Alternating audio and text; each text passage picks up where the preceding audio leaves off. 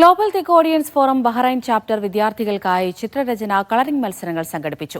നിരവധി വിദ്യാർത്ഥികൾ മത്സരങ്ങളിൽ പങ്കെടുത്തു. വരകളുടെയും വർണ്ണങ്ങളുടെയും ലോകത്ത് കുട്ടികൾക്ക് പുതുഭാവനകളും ആവേശവും നിറച്ച് അദലിയ ബ്രെയിൻ ക്രാഫ്റ്റ് ഇന്റർനാഷണൽ അക്കാദമിയിൽ സംഘടിപ്പിച്ച മത്സരങ്ങൾ നാടകപ്രവർത്തകനും ചിത്രകാരനുമായ ഹരീഷ് മേനോൻ ഉദ്ഘാടനം ചെയ്തു.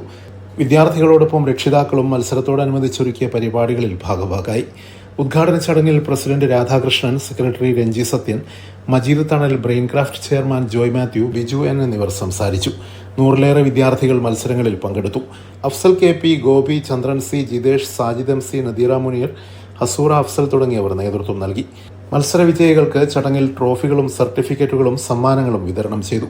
പരിപാടിയോടനുബന്ധിച്ച് രക്ഷിതാക്കൾക്കായി ഒരുക്കിയ പരിശീലന സെഷൻ ജിജി മുജീബ് നയിച്ചു. Media 1, Bahrain.